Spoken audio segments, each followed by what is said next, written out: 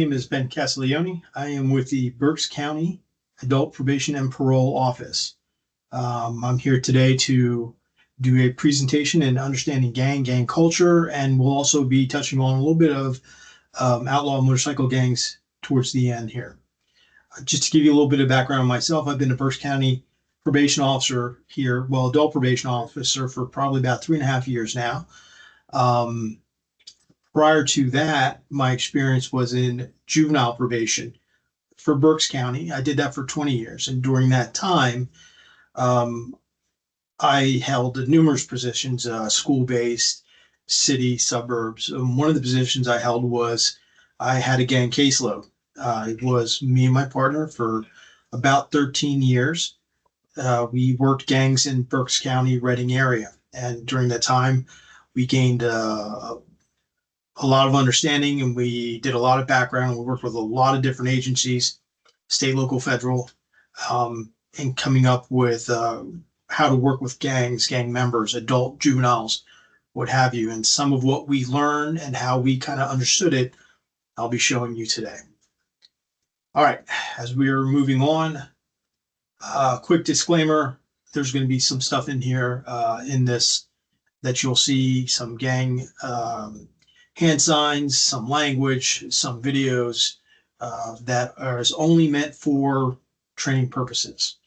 One thing I hope nobody does is you see some gang signs and then you go out in public and start doing that. Did this presentation one time with a school. I did for teachers, and they loved it. They thought it was a great presentation. They went out. Well, the one teacher went out to the mall with her friend, and she was very enthusiastic about the training, showing her what she learned, was throwing bees up, and was then confronted by a blood gang member who saw this and who told her in pretty much not so nice a way, don't ever do that again, which terrified her. So don't replicate this stuff, this language out in public or anything like that. Here, as you can see, is the definition of gang as defined by the Pennsylvania law: a formal or informal ongoing organization, association, or group with or without an established hierarchy that has as one of its primary activities the commission of a criminal or delinquent acts, and that have consists of 3 or more people. This comes right from the statute, Pennsylvania. It's in the language they put together and used prior to them coming up with this. This was very similar as far as every county had to do their own definition of what a gang was. So prior to this coming up, Berks County had something very, very similar to what is now this gang law. And here you can see the sentencing enhancement guidelines as far as what is, how you can be, if you're in a gang, if you're charged with something of criminal offense and they can do gang enhancement, these are the guidelines that apply to that.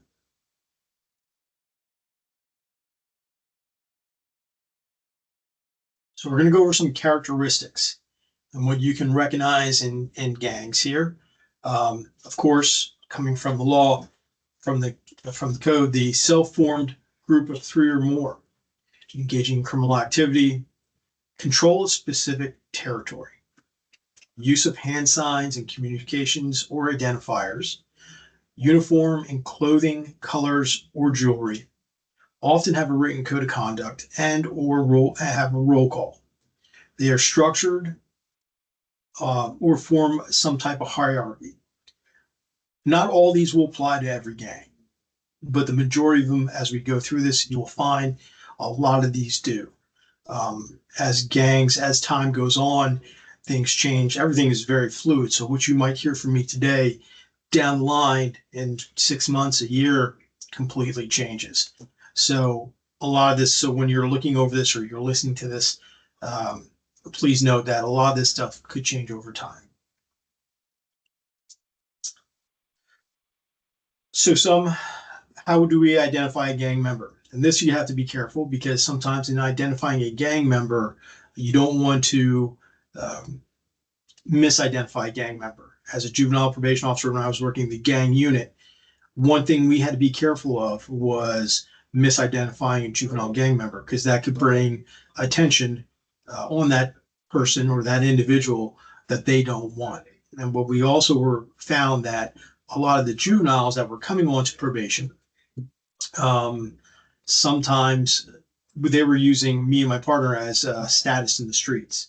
So if you had myself or my partner as a probation officer, you were a gang member and you were like the baddest of the baddest, and it was a status symbol. So we had to be really careful because they started using us as that. But here are some of the identifiers: admitting membership, information from parents, guardian, family, friends, gang-related tattoos. You've been being arrested with known members, being photographed with known members, wearing certain colors or wearing certain symbol or jewelry very specific to a particular gang, and also working with law enforcement, your local law enforcement, and working with intelligence they have as far as different gang members they know in the area.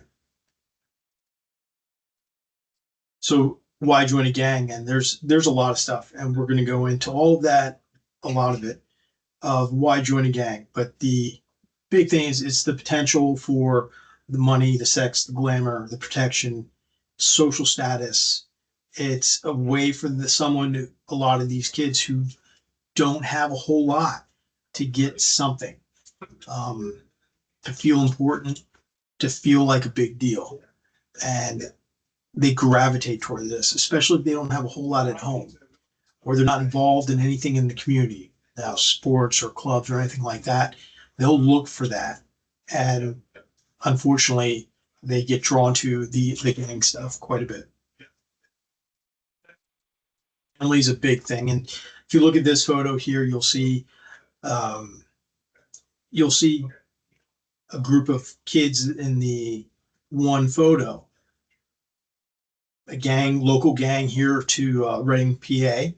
And in this photo here, these guys consider themselves family. You'll often hear um, gangs refer to themselves as family, not gangs.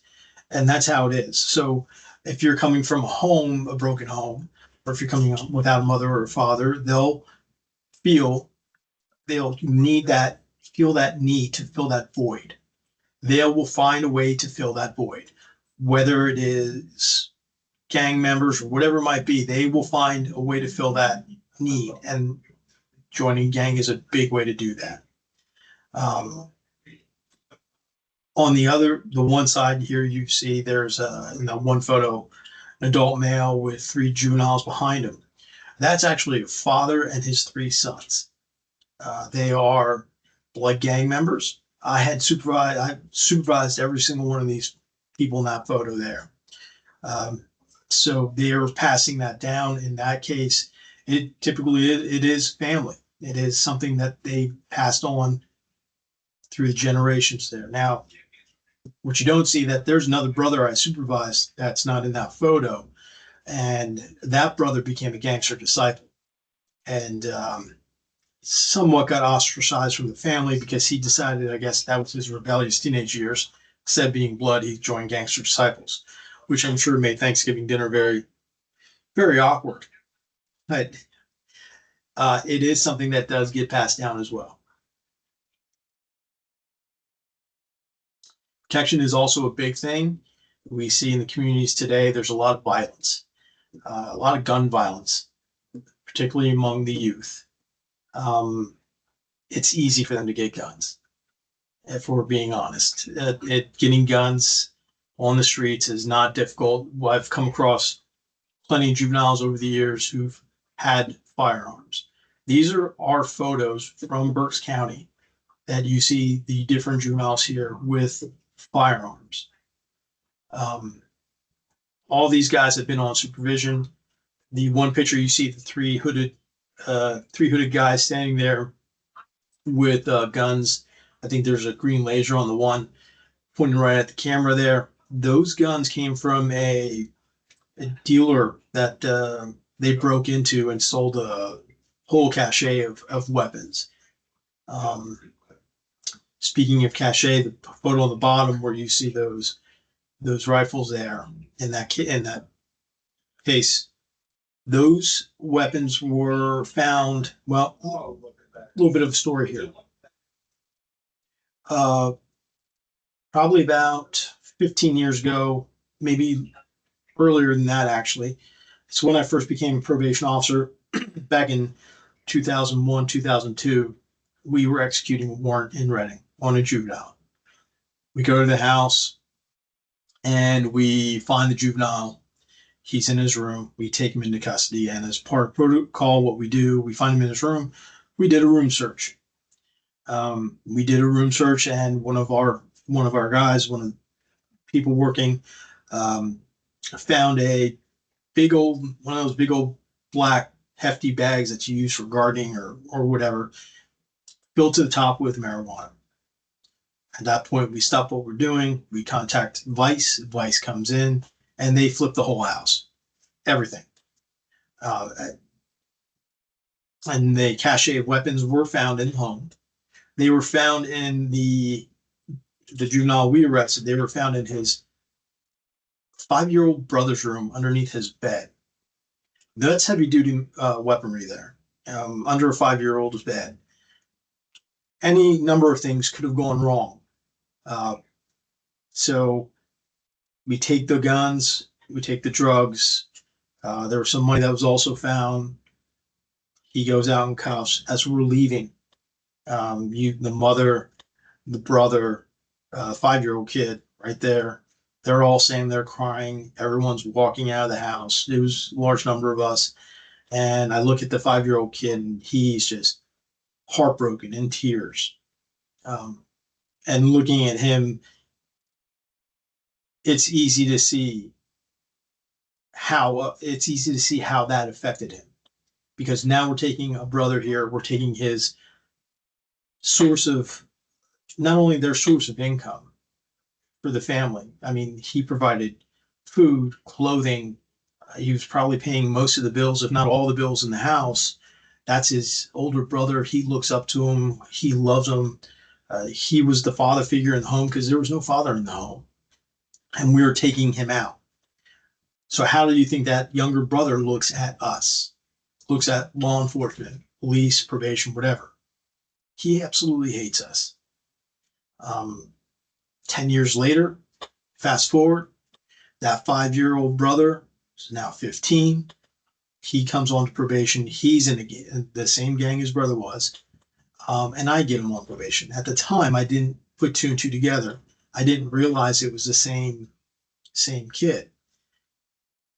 And we always battled back and forth. It was just always a struggle in our conversations and dealing with him.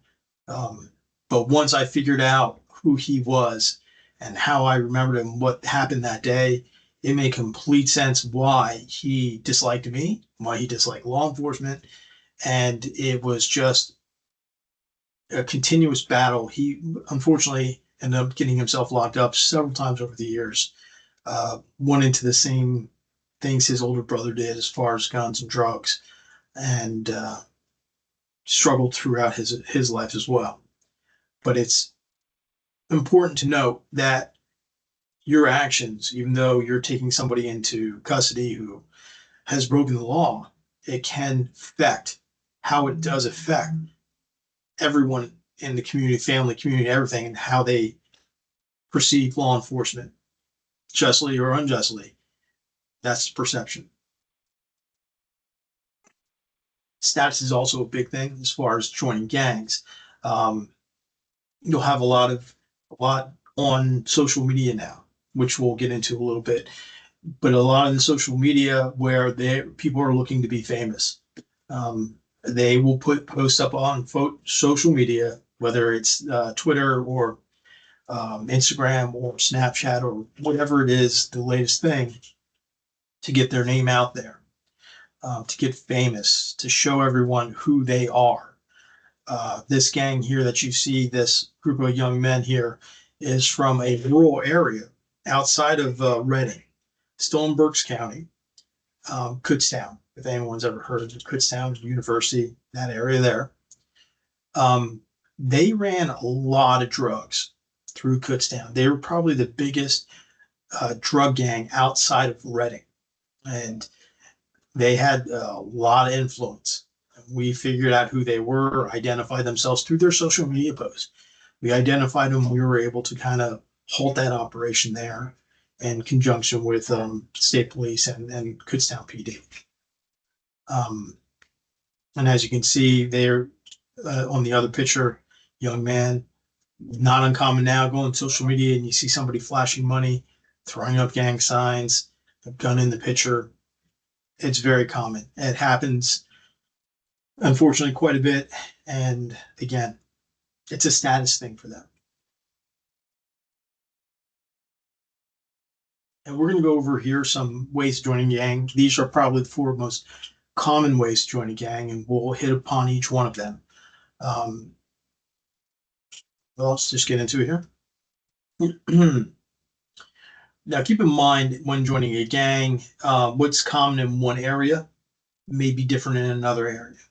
So, in our area in Reading Berks County, getting beat in is probably the most common way to join a gang. Depending on the gang, you will have different times. So, if you're blood, they typically 31 seconds. But if you're a local gang, they can make up whatever time they want. They can say 10 seconds. They can say 2 minutes. They can, whatever it might be. But beat in is not uncommon. Um, you have this happen, and at beat in, you need to you can't fight back if you're joining. You have to protect yourself. You kind of roll up in a ball, but you'll get punched, kicked, stomped, whatever it might be. And I've seen kids that have been beat into gangs when they've gone to hospitals with a broken jaw or arm, black eyes, bruises, you name it. And they just say, "Yeah, I fell off my bike, or I fell down the stairs, or I hit a door, or something ridiculous." But we were able to ascertain a lot of those that they were getting beat into various gangs. So, so this is something that's not unusual in our area. Now, if you look at this picture here, this is not one of our pictures here from Reading Berks County. I'm not sure where this picture is from, but if you look at this picture here, it's pretty, there's a lot of violence going on. And when you're looking at it, who's going to be the hardest person, or what is going to be the most difficult thing about this picture that you see? Now, if you look at the young man in the door, you have him watching. I don't know if it's his brother is getting beat in, or one of his brothers doing a beat in, or what that might be. But as a young man, as a young boy, he sees this happening. And as a young person, this is now normalized. This is something that you do. This is a rite of passage. And that it is something that he will eventually have to go through or participate in some way, participate in. So just think of as when you were a young person, something in your life that is very common. This is something that they grow up with. So what I use an example here is, I'm a first generation American. I'm Italian, grew up in a very Italian home. We ate pasta pretty much every day of my life growing up. And I didn't think anything of it. I thought everyone did. But that was just, yeah, okay, we're eating pasta tonight. Um, so now if I get on probation and you give me some rules and you say, "Hey, you know what, Ben, you can't ever eat pasta again," my reaction isn't going to be too good. I'm going to say, "You know what? I'm not going to follow that rule. I ain't going to do that. That's not going to happen."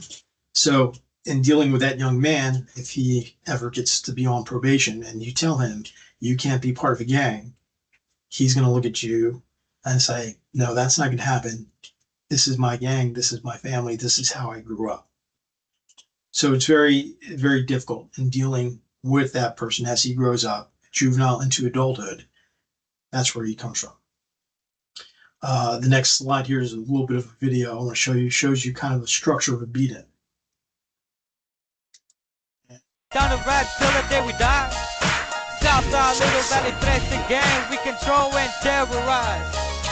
Smoking on the blunt while we out on the hunt. Regulating on the streets, so we packing that heat. Best believe we ready to defeat all these clowns, cause we always put it down. You know we around when we throw what's it in the sky. So you better run it hot, cause if you don't, you just be ready to die. Cause the bullets will fly, and they aim for your dome. 2 shots and you're gone. That's how it is when you're fucking with us. We don't play around, you don't thought that we would. So we put your 6 deep in the ground, we never found.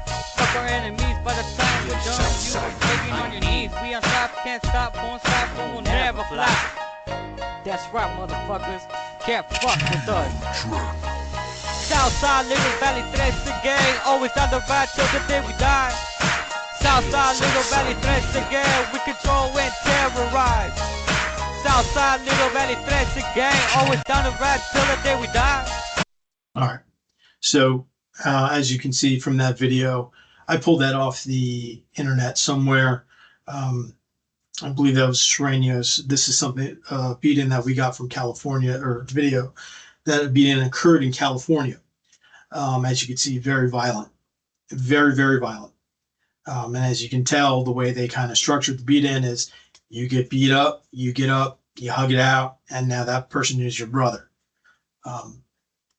So that's kind of how that works. That's, again, the most common way in our area is beat-in in order to join a gang. Another one that we see a lot, that a lot of areas see, is violent crime against society, or what gangs call putting in work. It's when you commit a crime or crimes, depending on what it is, in an effort to join a gang. So typically something like robbing a drug dealer, robbing a rival gang member. In order to do this, you have to do that within with another gang, the gang member, the gang you're trying to join.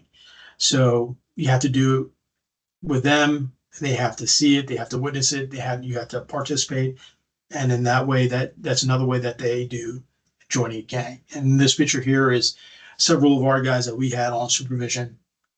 Again, guns and money and living the lifestyle. Being blessed in is very common among Hispanic Latino gangs. That's pretty much where, if your mother are already in a gang, you're automatically considered a member of that gang. I had a young man who we had on supervision. He was a Latin King gang member. His father was a prominent Latin King gang member. He was 14 years old, maybe 13. I was out on the streets doing visits. I saw him, walked up to him, was just having a conversation with him about his supervision. And as I'm talking with him, you had these grown men and 20, 30 years old coming up while I'm talking to him and shaking his hand and asking him if everything was okay, and basically, showing him respect. 13 years old, 14 years old. And finally I looked at him and go, what's going on here? And he explained to me, like, they have to do that. If that's not done and somebody finds out, a ranking member finds out, then they get violated. Well, Latin King, you get violated. And which could be anything, usually getting beat up, punished in some type of way. So imagine being a grown man having to do that. 13, 14-year-old young man. And that's just the lifestyle he knew. That's something he lived. Again, that's all he knew. He was kind of going into, family business in a way. It's very difficult, I might add. Once you're blessed in and you grew up in that, it's very difficult to leave that life. Sexting is another way. This is the most common as far as female gangs are concerned. Although we have found over the years, the trend has been a lot of the females will get a choice between being sexed in and being beaten, and we're seeing a lot of them, more of them getting beaten. But as far as sexed in, you have a lot of these young ladies who will have sex with one or more members of the gang, unprotected, and could often be considered rape a lot of times, if not all the time. These young ladies already joining a gang, we found that are suffering from some type of trauma, whether it's sexual trauma or some mental health, and then they go to join these gangs and suffer more trauma from that. So female gang members are harder to work with because not only are you dealing with the gang aspect of it, you're dealing with the trauma aspect of it. So that takes a really kind of special preparation or special kind of work and extra kind of work in working with female gang members.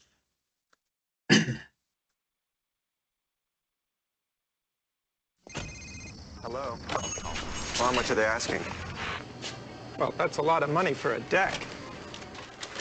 Well, I hate to tell you this, but you're getting robbed. Did you hear me? You're getting robbed. Ow! Stop!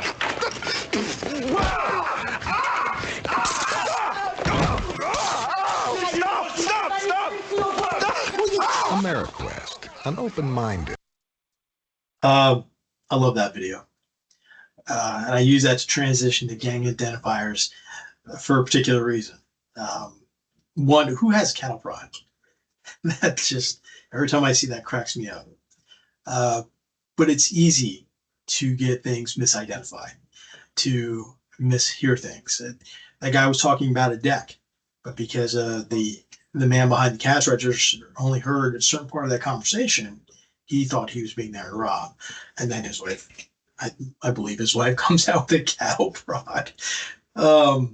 Anyway, it's very important to know and to understand and to fully really kind of see everything in order to identify gang members appropriately. Things change. We're going to go into different identifiers here, how you can identify gangs in your area, because it's going to change from area to area, and it's going to change over time as well. As law enforcement, as we begin to identify gang members a certain way, they will change it up.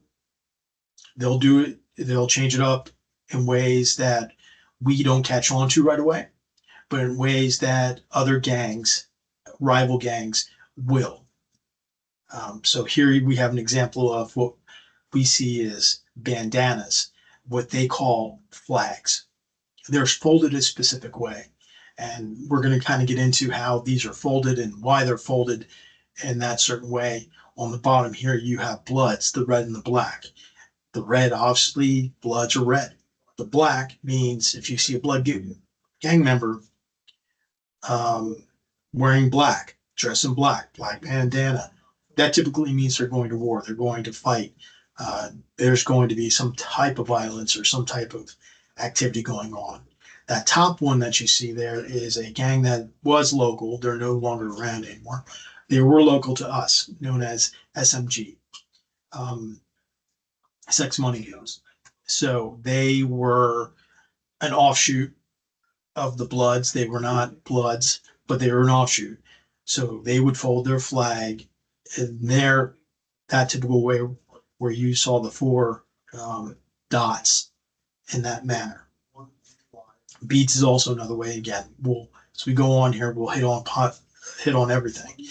The jewelry is a big way. So in Latin gangs, you will often see religious motifs, and you will see something like a rosary in Latin gangs. What's important to see is what color is that rosary? What color are the beads? Notice different things about it. In our area, we see a lot of beads. Like you see next to that rosary there in that photo, you see red and black beads. What we learned was that bead not only showed what gang you were in, Bloods in this particular instance here, but it also showed your rank. So depending on how the beads are stacked, the black compared to the red, the amount of beads, that will tell you their status in their own gang. The white and the black beads comes from that SMG gang. That was a local gang over here. Uh, Colors are very important. Now it's not like the '90s where Bloods all wear red, Crips all wear blue. That doesn't really happen too much anymore.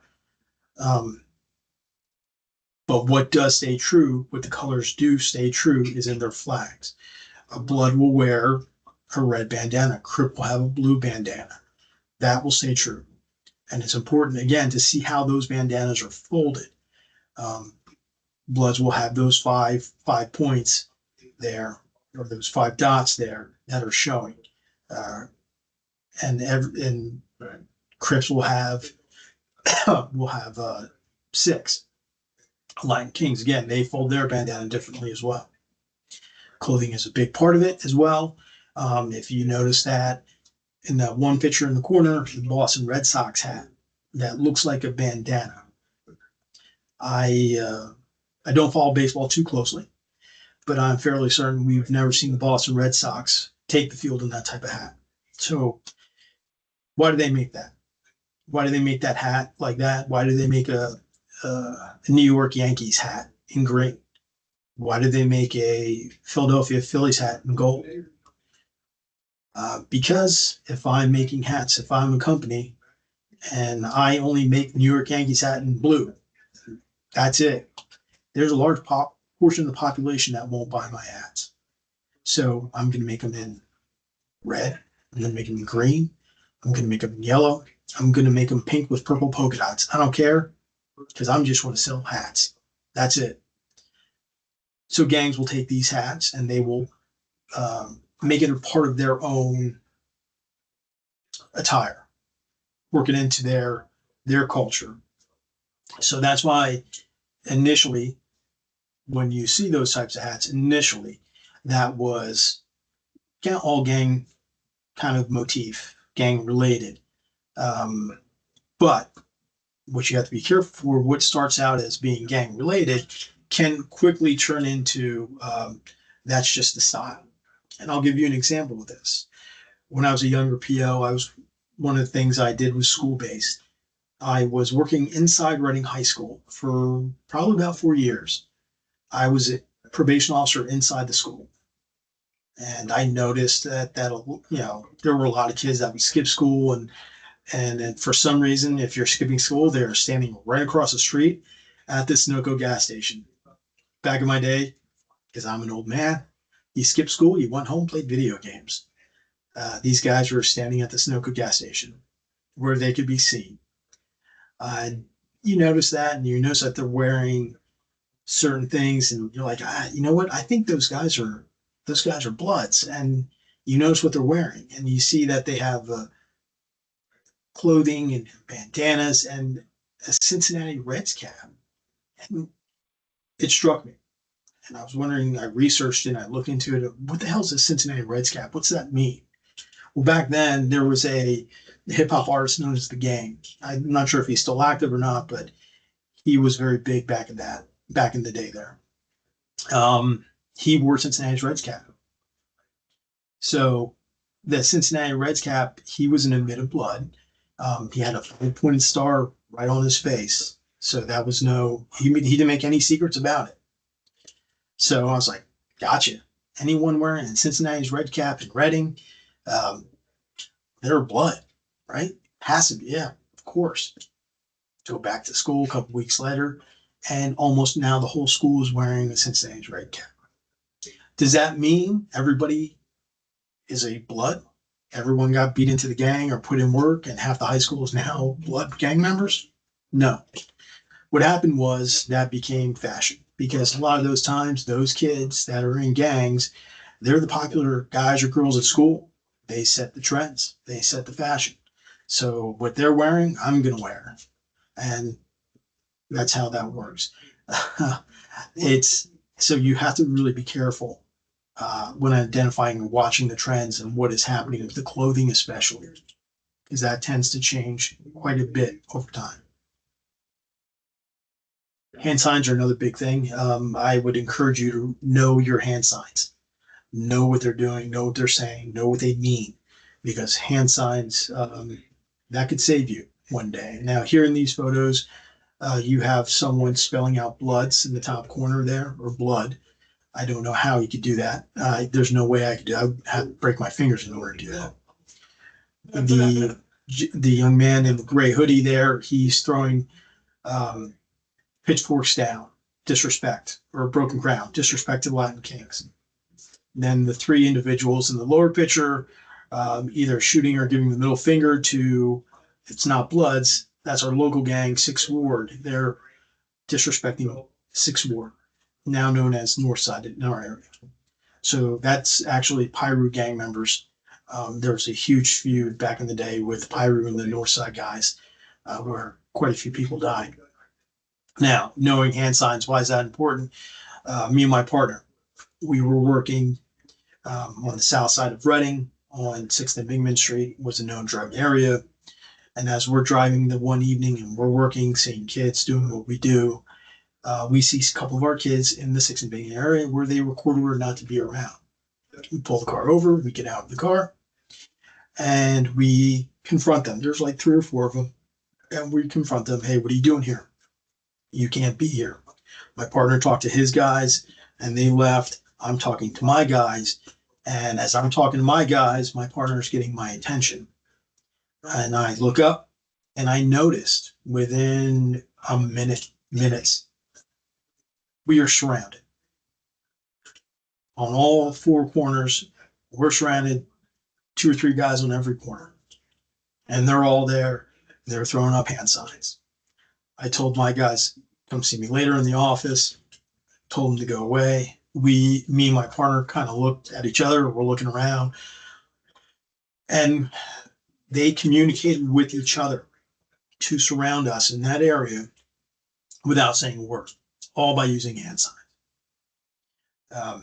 So it's very important to make sure you're aware of your surroundings and you know what's going on. You have a partner, somebody hopefully you're working with, that does that as well.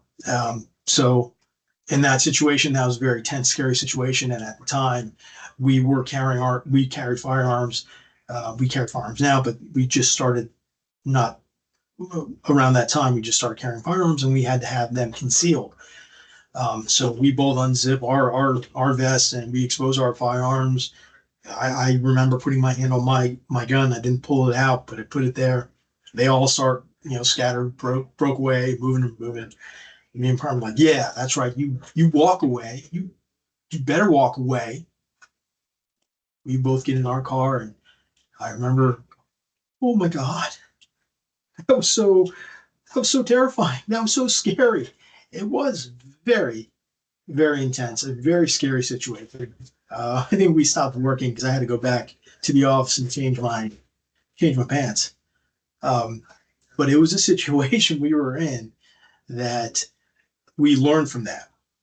We learned to be aware of our surroundings. We learned to kind of look around our hand signs, and it's important to know what they all mean. And again, in your area, it could change. National gangs will be national gangs, but the local gangs, you need to pay attention to. Some other gang identifiers here. Everyone has, a lot of these gang members have street names. Know the street names. Know what they mean. There was a young man we had on supervision. His name was Batata. And for anyone who speaks Spanish, batata means sweet potato, or that's what my partner told me. My partner, Juan Roman, Puerto Rican, he told me that's what that meant, is sweet potato. And that was the gang members, the leader of the gang was called Sweet Potato.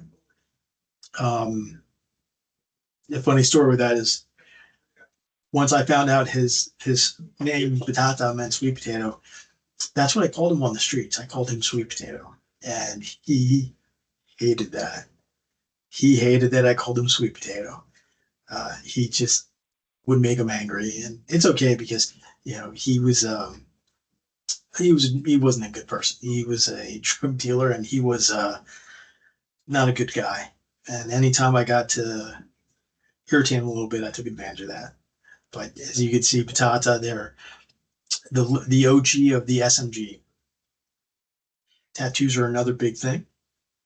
Oh, before we move on to tattoos, if you look below that, you see that Pac-Man image there. For those of you that remember that what Pac-Man is, um,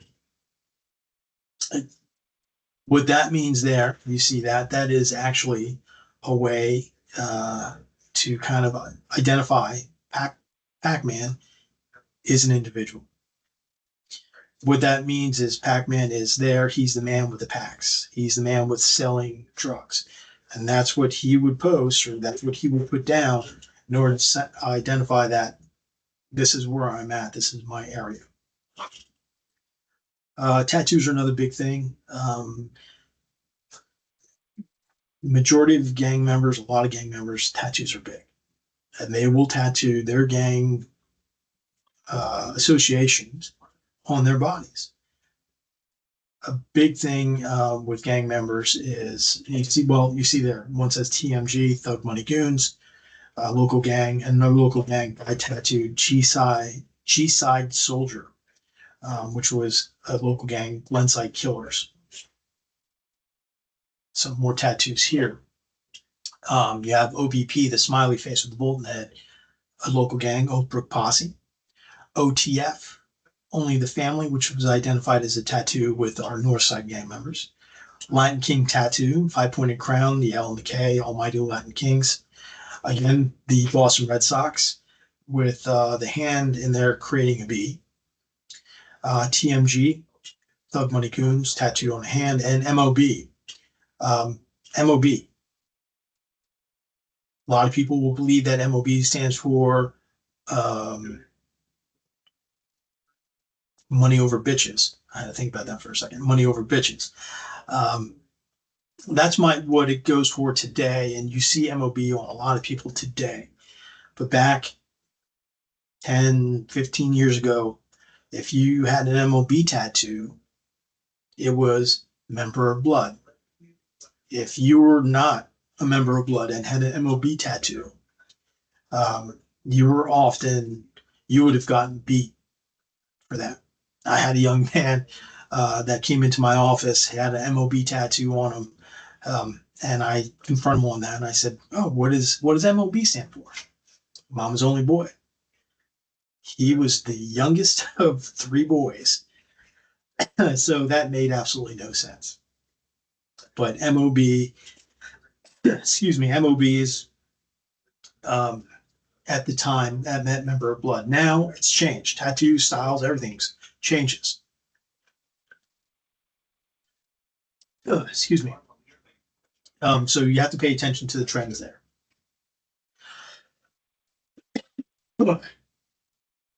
Excuse me. Gang identifiers. Learn to read graffiti now. We don't see so much gang graffiti on the streets anymore because now it's moved to social media. You see a lot of that on Instagram, Snapchat, but occasionally you will see it. And it's good to know what you're looking at. It's good to learn how to read it because a lot of times that will tell you what area you're in. If you look at the top picture, the 6-pointed star, the pitchfork is up with the 6 in the middle. That's the G-Stone Crips. I can read that because it's a 6-point star. Pitchforks are up. The numerical value, everything on there, G-Stone Crips. It also says G-Stone on there, so that helps. But if you look at the picture right below that, Elm Street Pyru. That was on a local Kmart in our area. In the back where they have the dumpsters in that area, Elm Street Pyru decided they wanted to tag that area of the Kmart near the dumpsters, because why not? So there they show their symbolism, how they would tag things. Below that is the FTO. When that first came out, we had no idea what that meant. FTO. Then we came across this on the north side, tagged, and it shows FTO meant fuck the ops. Now, if you turn around, OTF means only the family. So those were 2 things that were associated with our local gangs on the north side at the time. Now they still use FTO or OTF. That is still used, not as much as it was, but that's still used. That actually comes from music trend that was happening at the time coming out of Chicago known as drill music. There was a couple different artists that were using that language, that stuff, the FTO, the OT, only the family, fuck the ops, and that just kind of stuck with our guys on the north. Some more gang graffiti to look at. The one is a bridge with a red star there. You have 5 popping, 6 dropping, 5 stars, and it says East Side with the E being backwards to look like a 3. Done and profit. So looking at that, 5 popping, 6 dropping, that's a common terminology used by Bloods. You have the 5-pointed star with the 5 in the middle, it says Blood spelled out around it.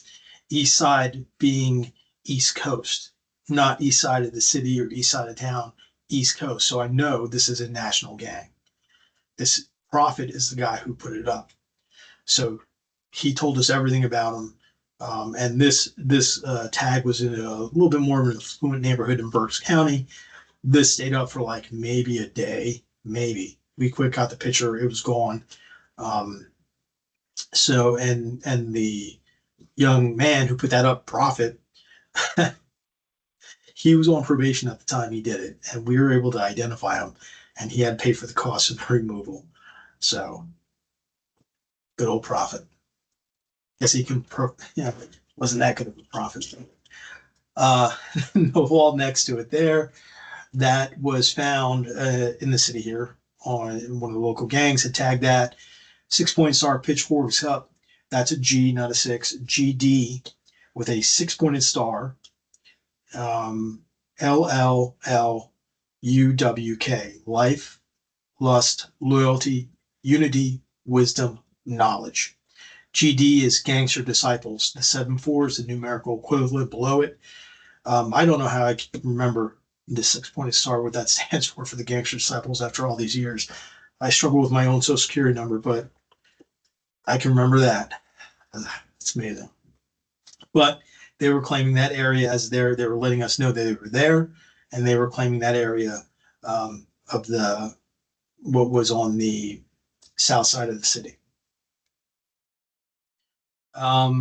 These again, you see that picture there with the blue, everything's crossed out. Rolling 20 Crips decided they were going to take the Kmart where they had the dumpsters in the back. They wanted that area. So the Rolling 20 Crips went up and they tagged it, claiming that area. Then Pyru didn't like that. Pyru went up and started crossing that out.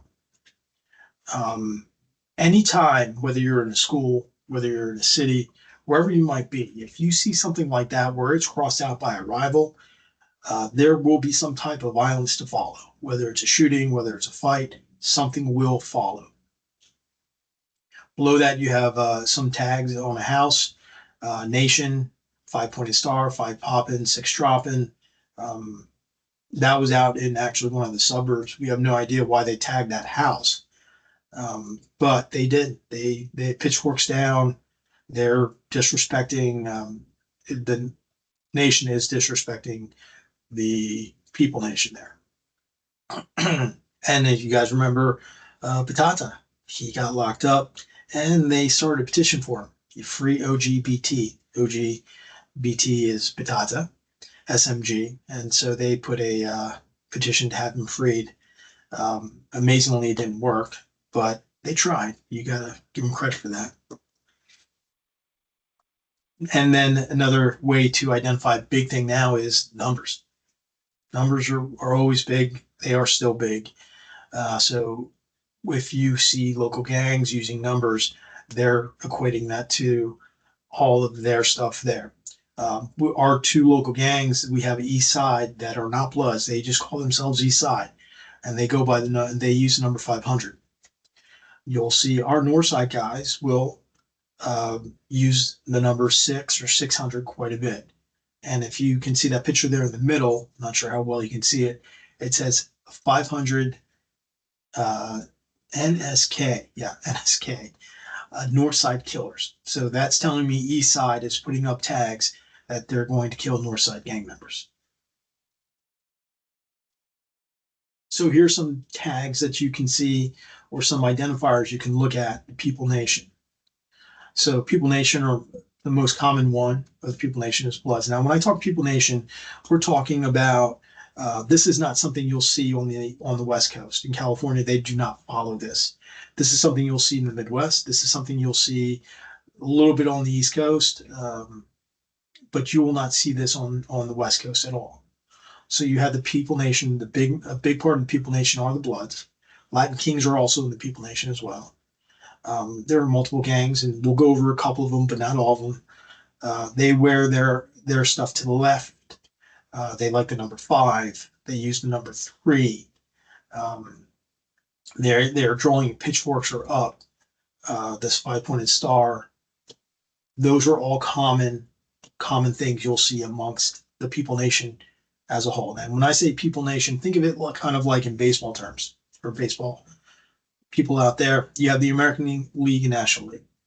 People Nation is the American League, and they are, all these different gangs that come together. They will join and they will fight people, and the nation will go against their rivals. And looking over the People Nation here, we have these are local pictures. These are our Bloods in our area. You can see here they're throwing up the hand signs. They're showing their bandanas. If you look at the one picture in the corner where they're all throwing up gang signs, if you look closely to the individual in the red sweatshirt with the black hat, he has a firearm tucked into his waistband. All these guys were on supervision at one point. All of them are either in state prison or on adult probation. They have had constant run-ins with the law. The one picture, I find it kind of funny. They're posing in front of a police car. They did that on purpose. They're just being dickheads, but it is kind of funny. I give them a little bit of credit for that. Throwing up their gang signs there. That young man throwing the East Side hand sign, East Side Blood. You can see he has it, and that firearm was real that he's using there. And again, with the bandanas, here we see the bandana. We have black. If you see a Blood dressed in black, typically that means they're going to war. If you see a regular Blood, the normal one is red.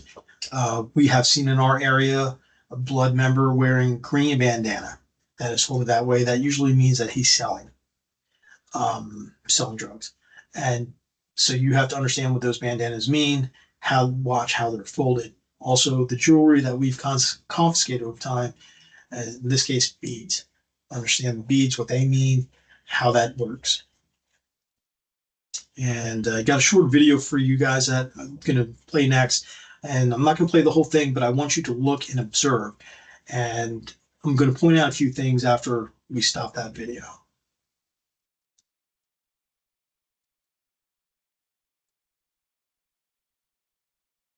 There's no sound for some reason.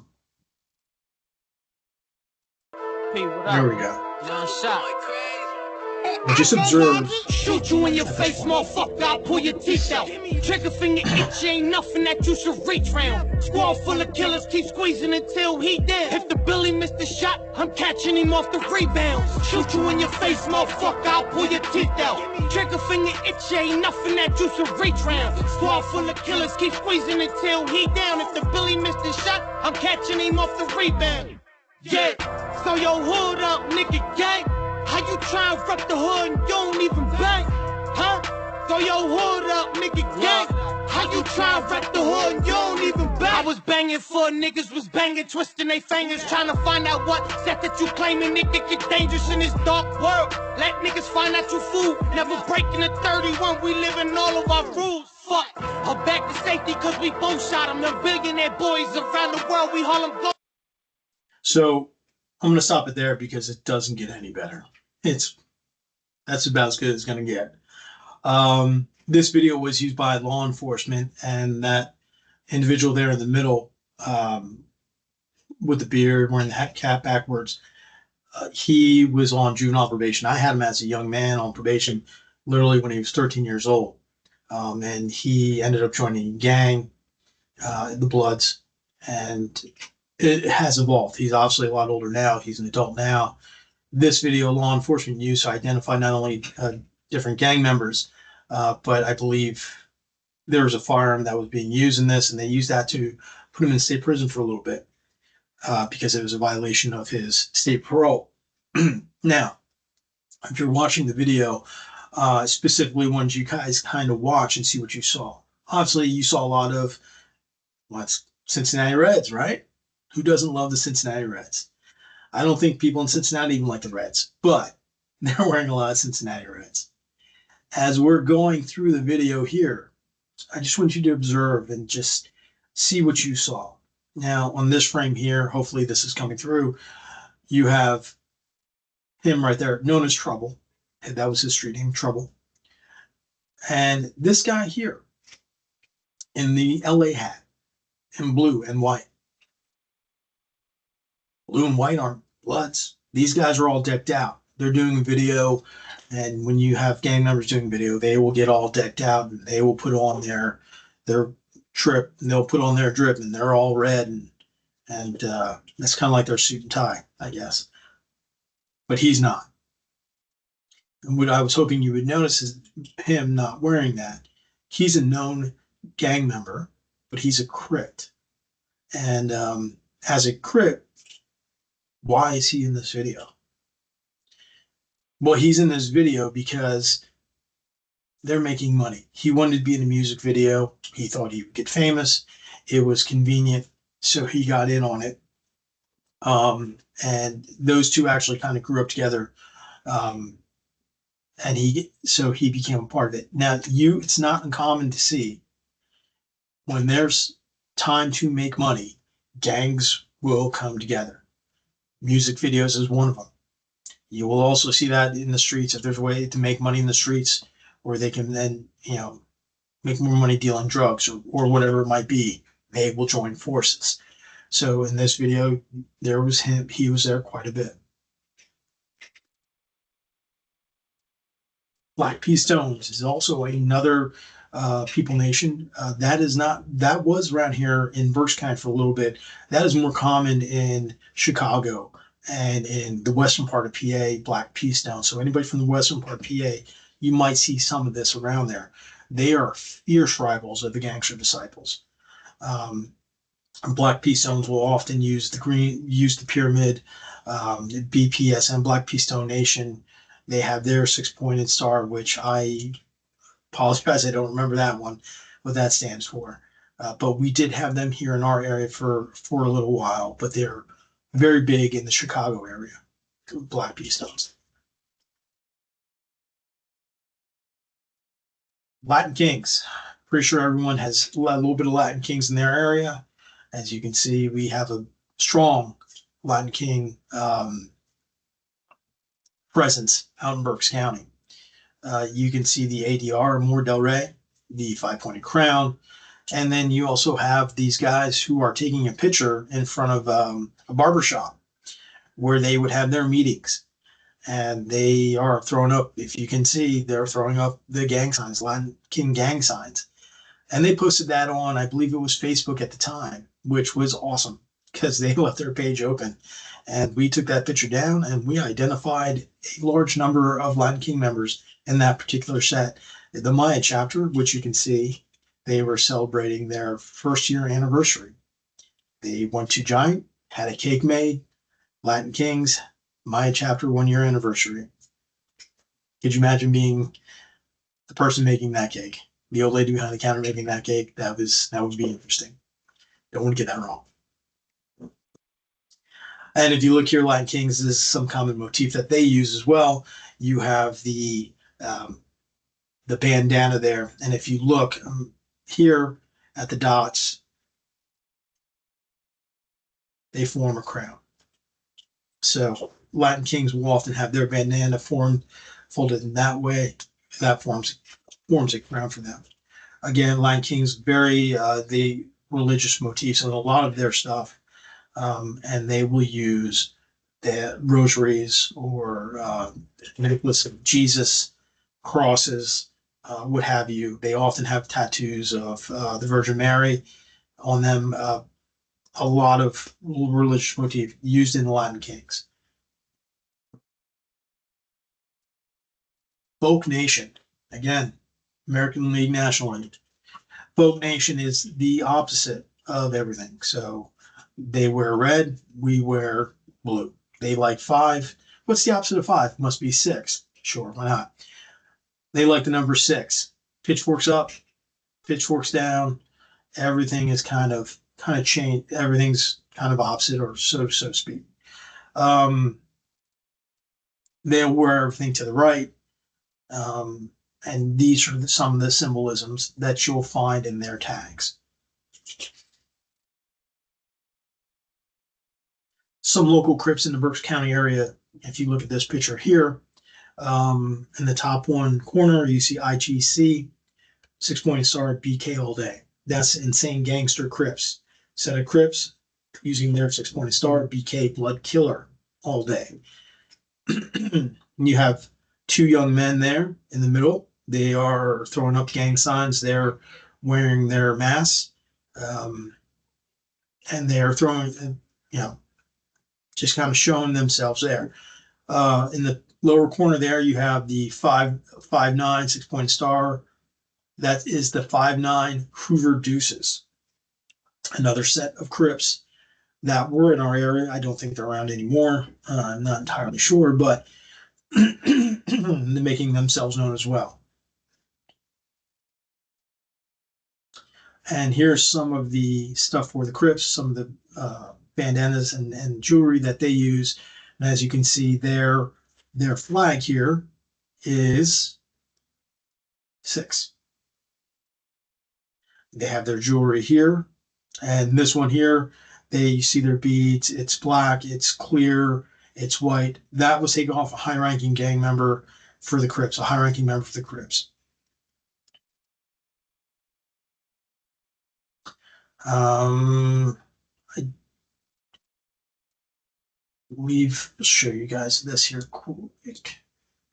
I'm not sure if this will play.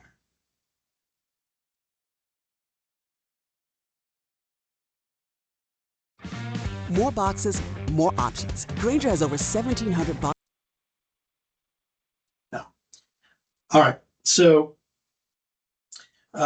we have, I'll see if I can get these links and send them so that you guys can play them. But what we have here is some different examples of how gang members or gang ideas have kind of become pop culture. You see it with music, you see it with dancing, you see it in sports.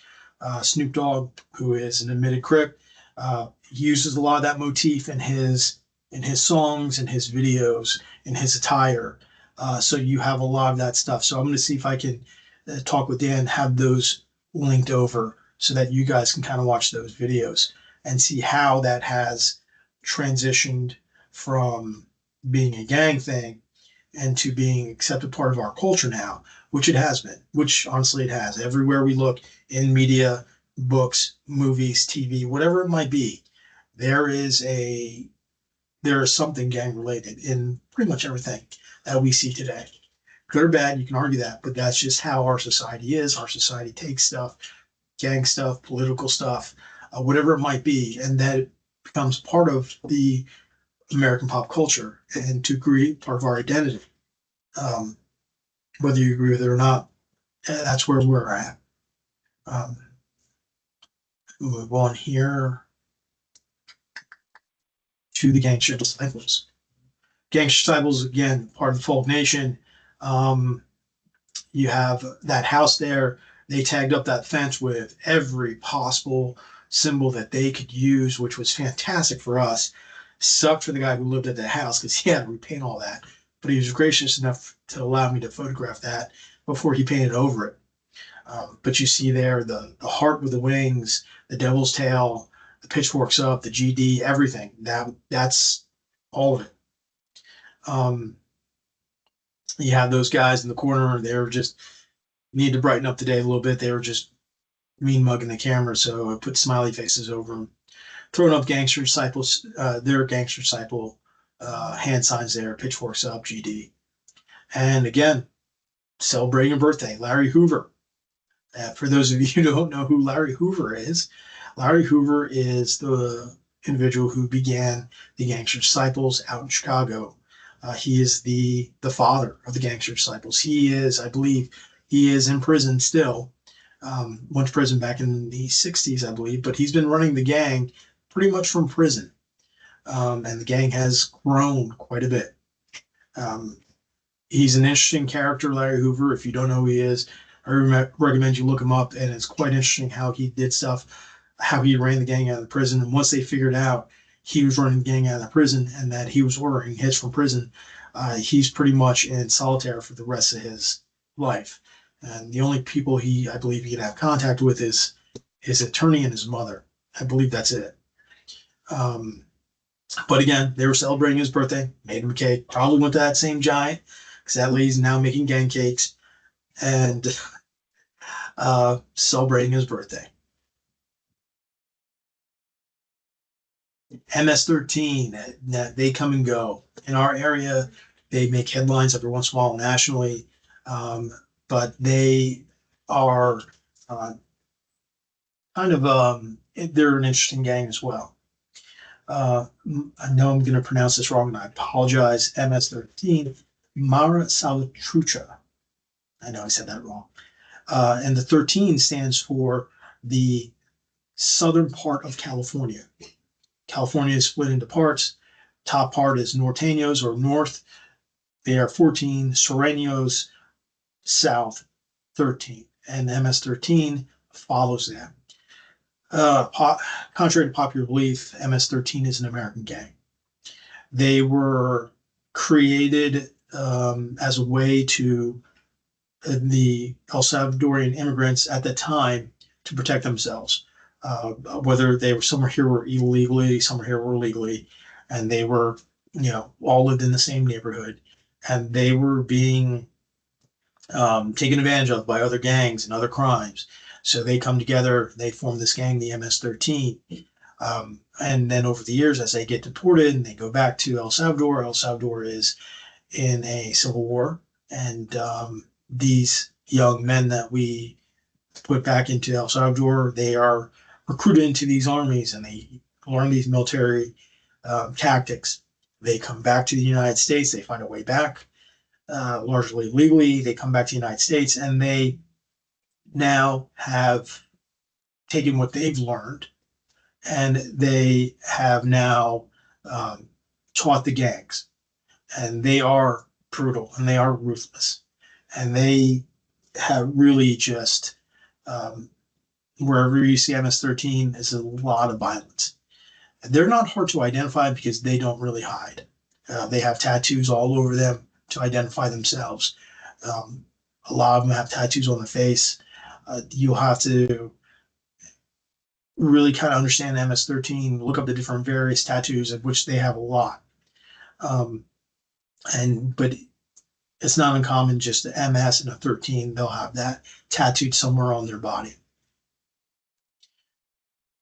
And then Sureños, which is a gang in itself, again, Southern California, largely based off the Mexican population. Sureños also use the number 13. We noticed at one point they followed the migrant pattern that was going around the United States as families would move from one area to the other, whether they were going to work in on different farms or orchards or wherever they might be. That culture followed, and Sureños kind of, you knew when the pattern was coming or when they're coming, because there was all of a sudden a surge of Sureños in our area. And that was usually in the summertime for us. But then you see Sur 13 or Sureño with the 13. And a lot of the kids were representing that in the area. And where you find Sureños, you will find Norteños. And Norteños using the 14. They also following the same pattern as the people move across to find jobs, different farms or orchards, they will follow. Norteños and Sureños absolutely hate each other. So you think of California, in two parts, like I said, south and north. The dividing line is Bakersfield, California. So Bakersfield is the dividing line. Anything north of Bakersfield is Norteño. Anything south of Bakersfield is Sureño. And uses number 13 on the south, 13 on the south, 14 in the north. So again, huge rivals with the Norteños and the Sureños. Nieta is a Puerto Rican prison gang. So the Nietas are not to be outside of the Puerto Rican prison, but we do see them outside every once in a while. But they're basically supposed to stay within that prison. They do use 150 because $1.50 stitches going around as they cut you with a knife, $1.50. Every once in a while, we see them outside. In our area, we'll see them outside. So if you have a large Puerto Rican population in your area, you might see this sometimes as well. Trinitarios.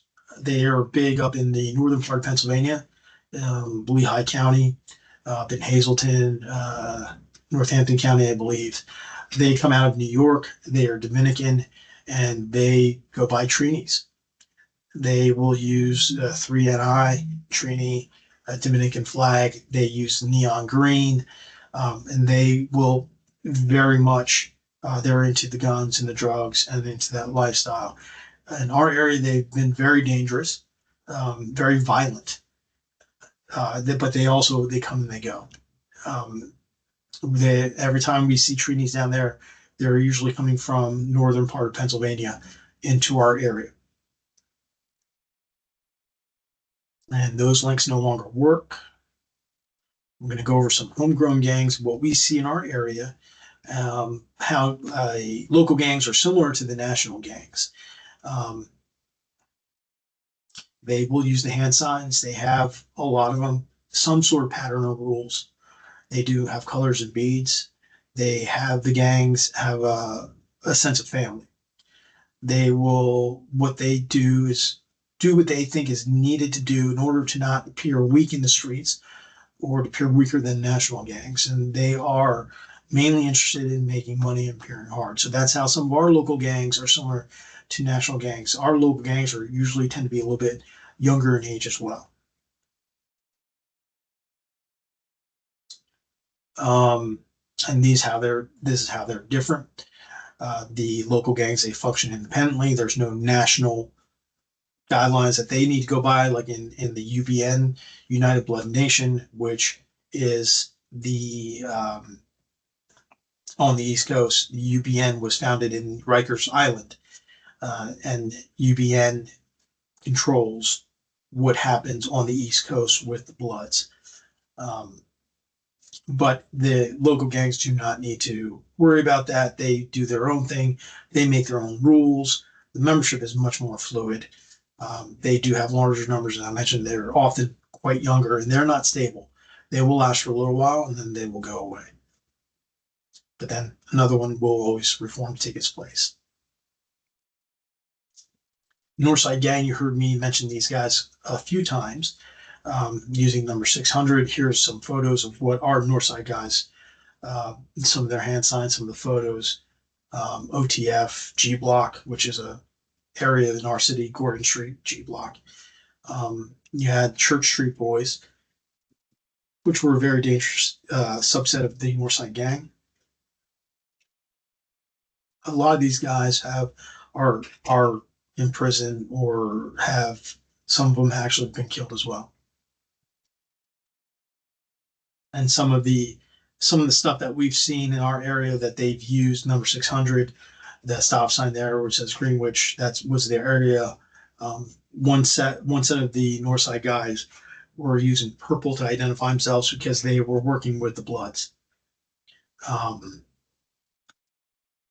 Northside Bang Bang, you see tattoos there as well. And those links don't work anymore. Apologize. And these are East Side guys, 500 boys. They're throwing up hand signs, and you can see the different motifs that they were using and wearing in this as well.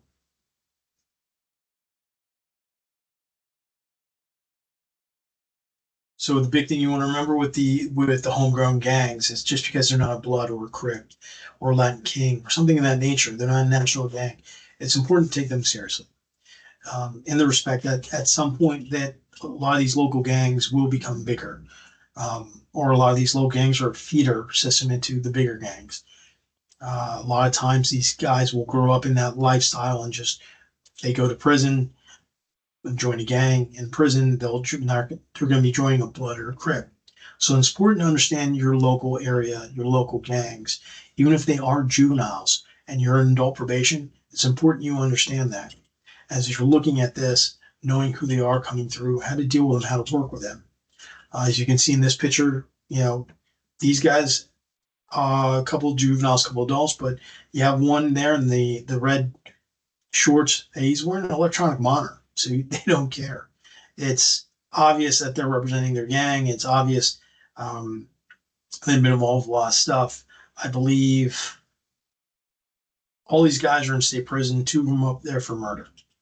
So really kind of understand your area, how that works, what you're looking for, and how to identify them.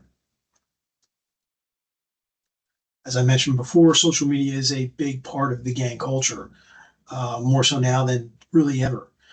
They're putting stuff on Twitter, on Instagram, on Facebook, not as much, but they're putting that stuff on there. And it's important to kind of understand and know what are you looking for, because a lot of what will happen on social media will spill out into the streets. If there's a lot of violence going on and you haven't heard anything, chances are it's from something from social media. So it's a good idea to have someone, you or someone, have a handle on what is going on social media, how to see that, where to look for it, how to identify it. And this gorgeous man right here is me.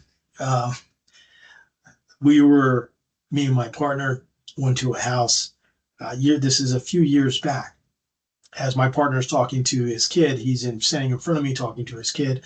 I'm standing by the door because there's a young man there that I used to supervise that I know was a known gang member. He was no longer on, but as you can see, he was sitting on the couch. He had the phone in his hand. I remember when this happened, and I saw that he had the phone in his hand. Didn't think anything of it, but he was taking a picture of me. And he posted it on Facebook, and I became Facebook famous, I guess, for a little while. And if you can read the comments, he's putting on there, mad as hell, or mad as shit. I ain't on papers anymore. And to be honest with you, I really didn't even care. I was just keeping my eye on him. As you go further down the replies, you have somebody saying, my partner his name is Juan. How's Juan's bitch ass doing? And I can honestly say Juan's bitch ass is fine. He's doing well. But it just goes to show you that you very much need to be careful in understanding where you are, being aware of your surroundings, and just being ready for anything. So that's not the first time that's happened where I haven't been on Facebook or YouTube or something. So just be aware how you act, your behaviors, something you just keep in mind that internet is forever. So anything you say or do in the heat of the moment, if it gets posted, that's who you become. So just be very careful with that and be very aware when somebody has a phone out. Everybody has a phone out now in live streams. So that's a big deal. And some things that we have in working with law enforcement agencies in Berks County, these are some things that we've seen done, cooperated with during various details. You can see your Latin King members were charged in a drug bust. We had someone sentenced to 140 years to life in prison for a triple murder that happened in our area. 3 men convicted for killing 6, all stuff that's happened already, all stuff that's we've worked with local law enforcement to really kind of work on and identify and come together to try to, you're never going to eliminate gangs, but will do, if you can keep a handle on it, working with your local law enforcement, that's really important. So OMGs, outlaw motorcycle gangs. I know a lot of you probably don't see a lot of the Bloods or Crips, and you might see more of this. You might see more of the Hells Angels or the Mongols or the Outlaws or the Pagans. So we're going to touch upon this a little bit, um, and go over outlaw motorcycle gangs. So one percenters. The 1% symbol is derived from a statement the AMA made back in the 60s. There was something happened where there was fight at a motorcycle club showing, and there was a mass arrest and all that kind of stuff. And they came out with a statement saying that, hey, that's not all of us. 99% of us are good, law-abiding people, and there's 1% of us that are causing trouble and no good, whatever. So they grabbed towards that and like, fuck yeah, we're the 1%.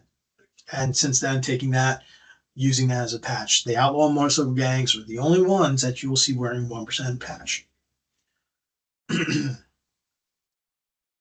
So what we see in Pennsylvania, this is not exhaustive, but this is what we see: the pagans, we see the Thunder Guards, we see the Wheels of Souls, the Warlocks. We see these gangs, and then we also see other what we would call local gangs, and for the motorcycles, and they are feeder systems into the bigger gangs.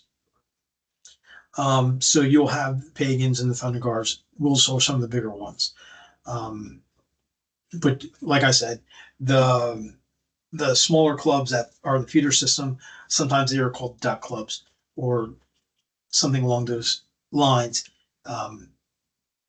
Just know what you have in your area, and if it's not a pagan or Wheels of Thunder Guard, and it's more of a local gang like Infamous Riders is in our area, understand who they feed to and who they work with. And here we have the pagans, some information started back in the 50s out in Maryland. They are across the nation. They have a heavy, heavy presence in Pennsylvania. We see them quite a bit in our area, all around Pennsylvania. You could drive on highways anywhere and you will see a group of them riding from somewhere. So you see the rockers, you have the pagans up top, you have their symbol in the middle, the MC, and then underneath you usually have where they're from, Allentown, Reading, whatever. Sometimes you'll have just East Coast or Nomad. It means they just kind of travel around. Hells Angels. We don't have the Hells Angels are probably the biggest motorcycle gang in the world. We do see Hells Angels on occasion. They are big enemies of the pagans. They have a hell of a presence pretty much everywhere. They're in multiple countries. I remember seeing a YouTube clip where I saw Hells Angels in Denmark, which kind of blew my mind. And another one in Italy, which really kind of threw me. Having all these Italians on motorcycles yelling in Italian, screaming in Italian, Hells Angels. That was, I'm not gonna lie, kind of made me laugh a little bit. It was just odd. But they were founded in 1948 in California, and then just grew, just really large. Wheels of Soul. They are they were the first multiracial 1% outlaw motorcycle gang in the nation. They were out of Philadelphia, and that's really kind of grown. Now they're big in Philadelphia. Occasionally, we'll see them up in Berks County. Not as big as they used to be, but they are still around. Philadelphia, Delaware, in that area. Here we have the Thunder Guards, and we see them quite a bit. They started out in Delaware, I believe, in the 60s, and we have quite a bit of Thunder Guards in our area in Berks County. They'll definitely ride around quite a bit. They started as an all-black OMG gang. That is now in our area. We see a lot of Hispanic Thunder Guards. So that has changed a lot over time. And one thing I want to point out too is that the pagans, they were a predominantly white motorcycle club not predominantly, they were exclusively white motorcycle club for a long, long, long time. And they were starting to die off in our area. They were not surviving because Reading, Berks County, well, especially in Reading, the large majority of people that live in the city are minorities, Hispanic and Black. As a way to survive, they had to start taking Hispanics and Blacks into the pagans. I believe that was a national thing they started doing as well. So in our area, that we are seeing more people of color that are now in the outlaw motorcycle gang in the pagans. So that I think has really become a trend, and that's really kind of spurred their growth in our area as well. That's something that they've helped keep them alive. And that is the presentation. I hope you really enjoyed this. Here's my information if you ever need anything or have a question about anything. Hopefully I didn't go through this too fast. But if there's any questions, please feel free to contact me. Hopefully you learned something from this presentation. Hopefully it was helpful to you. I enjoy